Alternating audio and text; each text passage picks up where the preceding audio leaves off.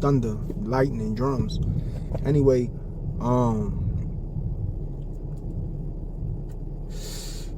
sometimes a dope fiend is realer than the hustler, realer than the gangsters, realer than all of them. In this story, you see that Boston.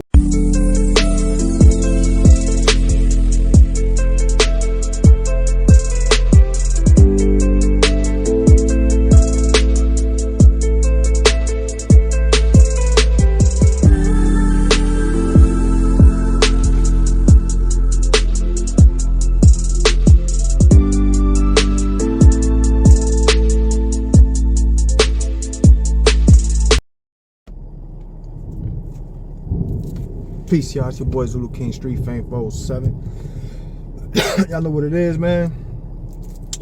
Yo, it's about to go down out here, bro. It's about to storm out here. It's been raining forever. And real bad storms. Y'all know that the hurricanes over there in PR and all that. But we've been getting like lightning storms and all kinds of shit out here. I was gonna go to the store, but I think I'm just gonna do this video. And I ain't going in the store because I'm finna get stuck in the storm. Look like the last days. Anyway, check it out. Check this out, man. This is what I want to talk about. It's kind of a story, but something reminded me of the story, so this is why I'm saying it. And back when I used to sell dope, y'all hear that? Back when I used to sell dope, I never was an abuser of my clientele. Whether it was crack, heroin, whatever I was selling at the time, I ain't really was a bully with my customers. You know what I'm saying? You got some people that bully their customers and slap them up and all this and that type of shit. And I think that's real sucker shit, bro. You know what I'm saying? I seen some things and you know, sometimes you gotta, you know, I don't know.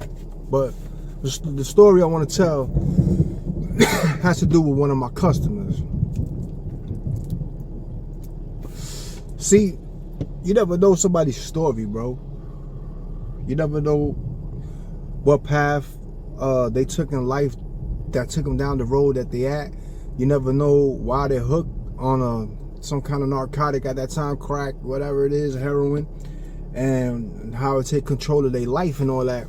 And you never really know how they got there. So I grew up selling drugs. I've been in prison twice. My last charge was a drug charge. I had 2 conspiracies, one traffic heroin, one traffic cocaine. I had some sale of cocaine's. Trafficking of cocaine got dropped to a sale. You know, I've been in some badass lightning struck over there. I've been through the system and all that for selling drugs. So, a lot of times dudes get hooked because of a girl, or, you know, you never know how they got hooked or what happened. I caught a case in Florida with a guy named Boston. I ain't gonna put his real name out there, but I got it in the paperwork. You know what I'm saying? Boston was a heroin addict that was a cool ass person. I used to cook in my house, and I would let him eat in my house, come in my house, chill. He was a genius on the chessboard. And we used to play chess, and he was whipping everybody. He was when it came to law work, he was sick with the law work. He did 17 years of Super Max and Mass. He was from Mass over there. So Boston used to buy heroin off me. In 2004, there was a drought, so there was no heroin, no weed. A big ass bust happened. It was dry in Orlando, and he was buying crack. Shooting up crack with lemon juice or vinegar. That's how we break it down to shoot it up. So, y'all hear that? Y'all hear that? That's when my warrior spirit come out, you know what I mean? Thunder, lightning, drums. Anyway,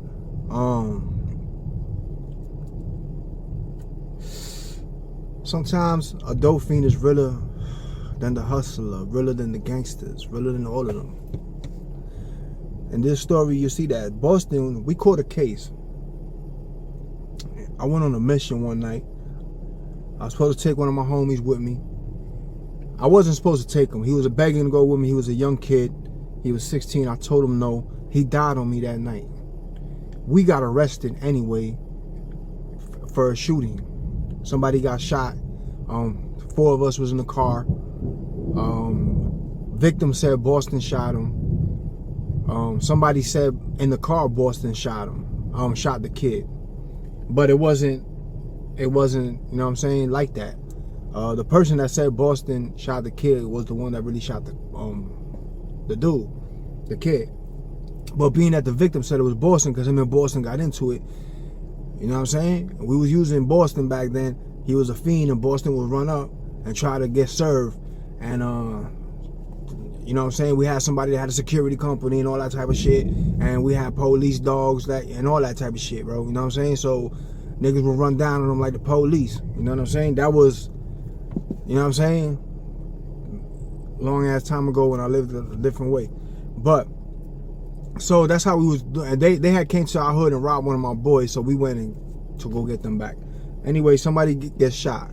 We all in jail now. I think I did a little bit of time for violation of probation. They charged me with trying to flee and elude from the police, but since the police never activated the sirens, it wasn't a flee and eluding, so they gave me like a reckless driving, whatever. I did like 6 months because I was on probation. It was a violation, whatever. 6 or 9 months I did for that shit. I don't remember. But Boston went to trial. He ain't say nothing, even though somebody else was saying that he did do it, and he could have been a snitch. You know what I'm saying? He could have been like, nah, it wasn't me. It was him. You know what I'm saying? But he ain't do none of that. He held it down. He went to trial. He whooped it. Everybody got off. The other person was going to trial for the drug charges. You know what I'm saying? And he got off. I'm the only one that did time. No, except for Boston. He did time in the county fighting. But he whooped that in trial.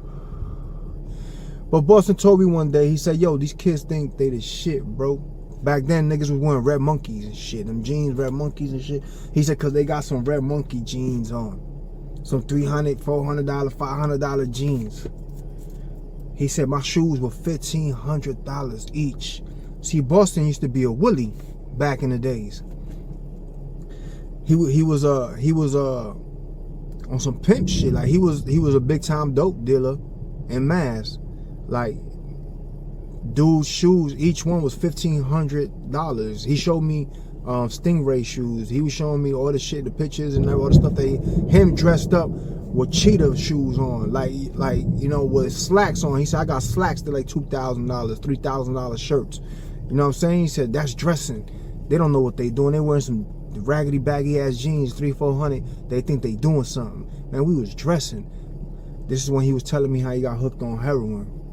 So he was like, back in our days, when I was selling, you had to be a baller to get high.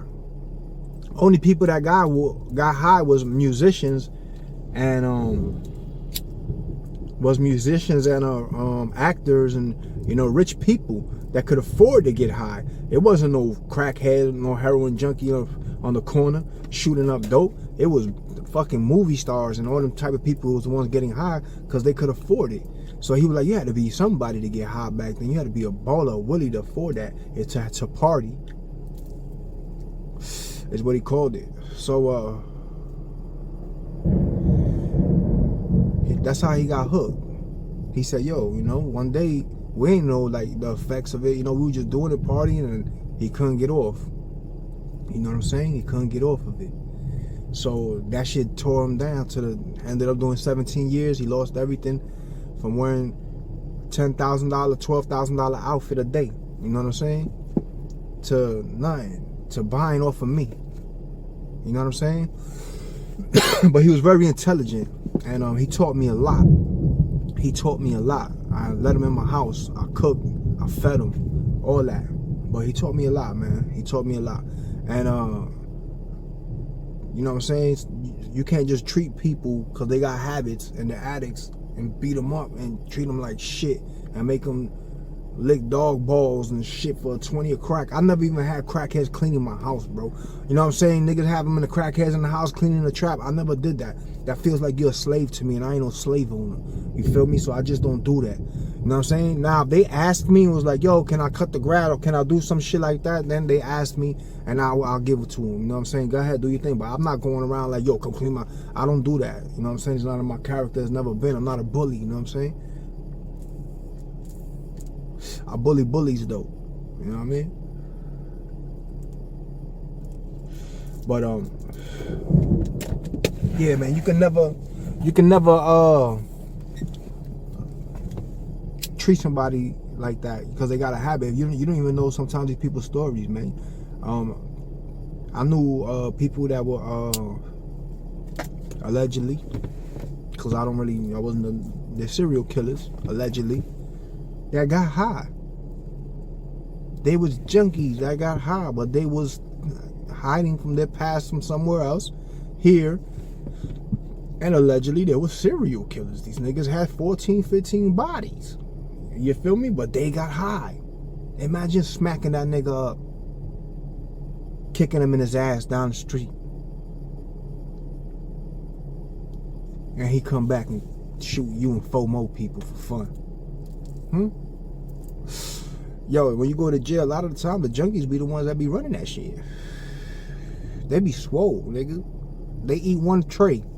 And they blow up, look like Hulk Hogan. I do 1,000 push-ups and I don't gain no weight, no nothing. You know what I mean? So, you know, if you out there in the game, man, make sure, man, y'all don't beat up on them customers, man, and them fiends, man. You know what I'm saying? You never know who them people are, man. And that shit ain't cool. It ain't what it is, man. And you know, so I just, like I said, man, I seen something that just made me think about that. And I just wanted to share that story with you because you never know who it is, man. You know what I'm saying? Here I was thinking I was a big Willie, I was doing something, and this man is copping off me. And this dude, if you would have seen the shoes and all kinds of shit he had, bro, the man had hundreds of thousands of dollars in clothes, like fly shit.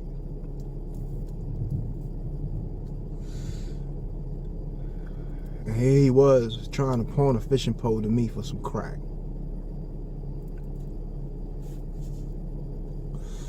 Life, kid. That's life, man. Up and down. You could be down too. So just keep that in mind, you know. I'm finna take it. I wasn't going to the store, but it's starting to rain. I don't think I'm gonna do that, man. But y'all be safe, man. You heard? Shit's getting real out here. You heard?